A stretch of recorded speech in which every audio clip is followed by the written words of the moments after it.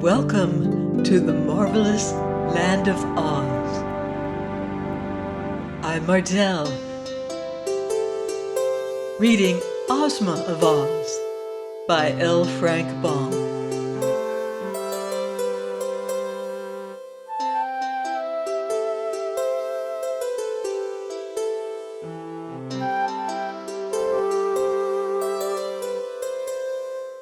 Chapter 5. Dorothy opens the dinner pail. "Now, Tick-Tock," said Dorothy, "the first thing to be done is to find a way for us to escape from these rocks. The Wheelers are down below, you know, and threaten to kill us." "There is no reason to be afraid of the Wheelers," said Tick-Tock, the words coming more slowly than before. "Why not?" she asked. "Because they are..." He gave a sort of gurgle and stopped short, waving his hands frantically, until suddenly he became motionless, with one arm in the air and the other held stiffly before him, with all the copper fingers of one hand spread out like a fan. "Dear me," said Dorothy in a frightened tone. "What can the matter be?" "He's run down, I suppose," said the hen calmly. "You couldn't have wound him up very tight."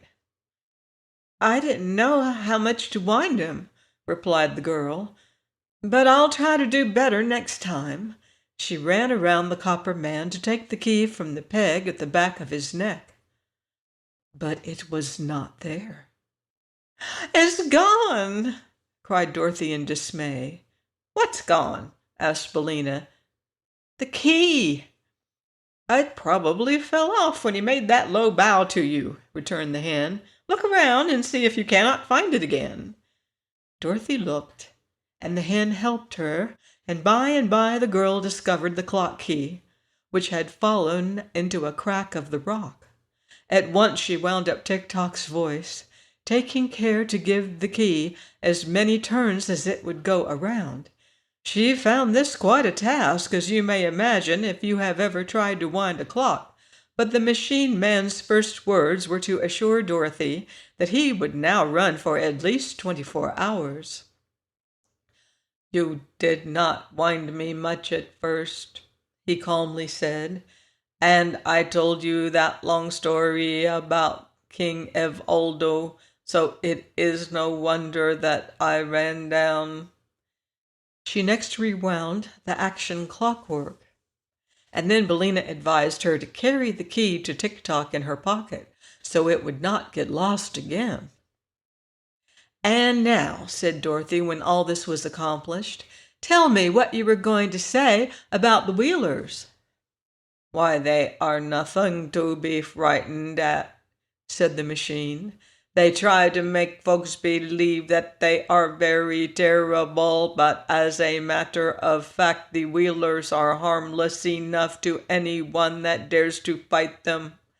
They might try to hurt a little girl like you, perhaps, because they are very mischievous, but if I had a club they would run away as soon as they saw me."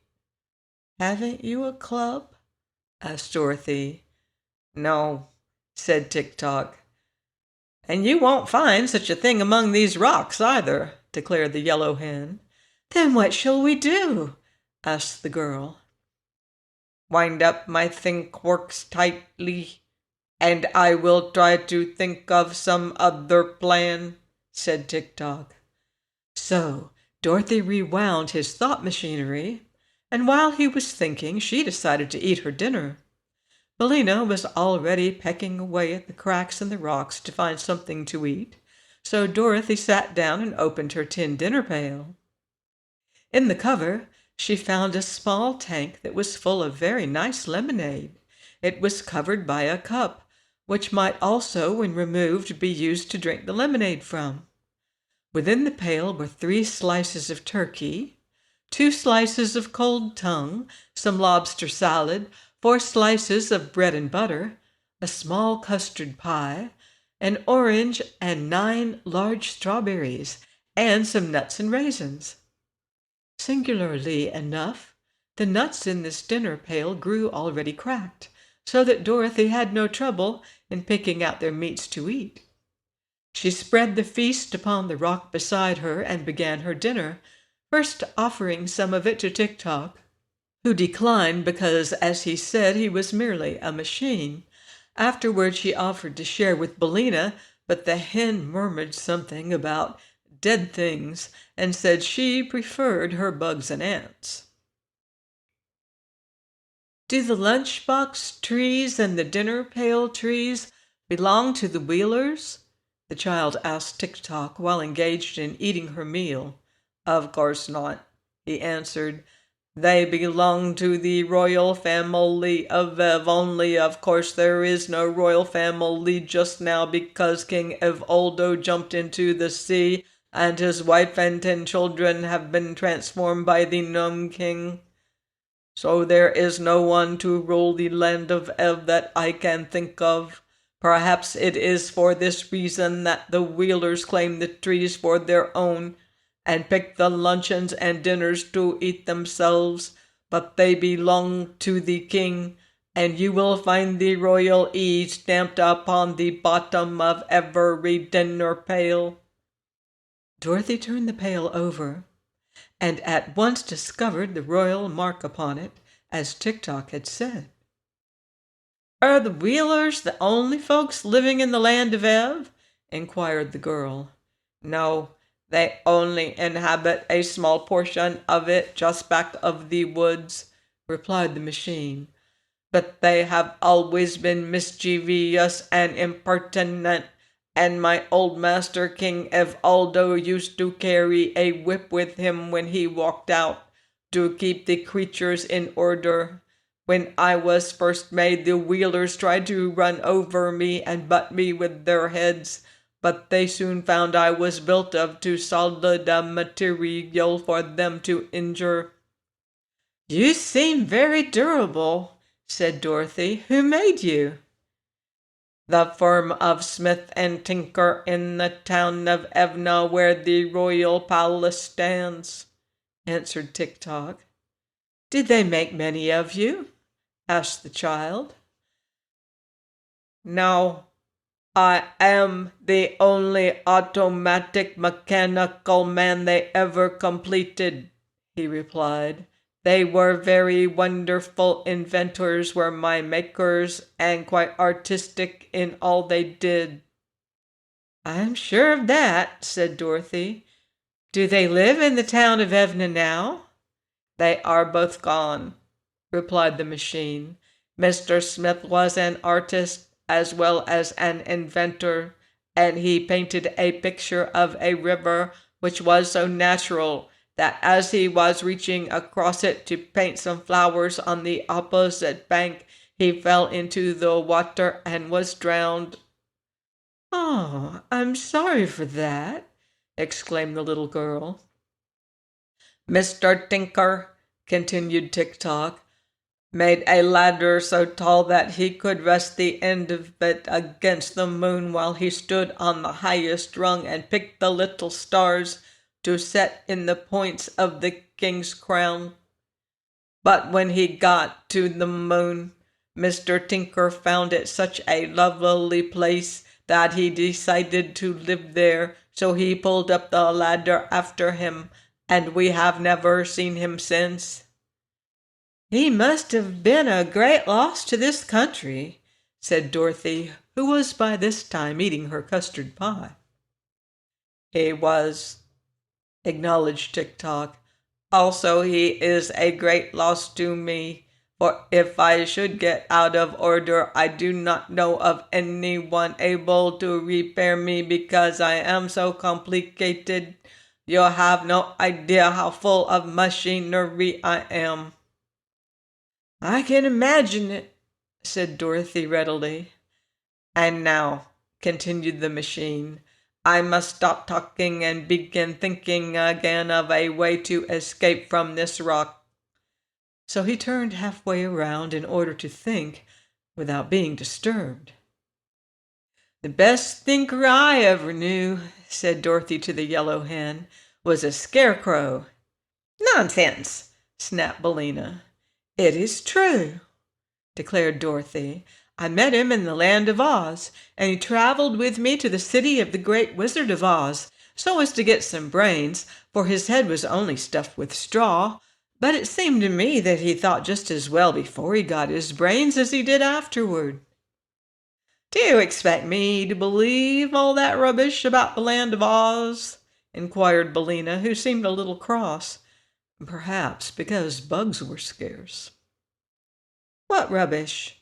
asked the child, who was now finishing her nuts and raisins.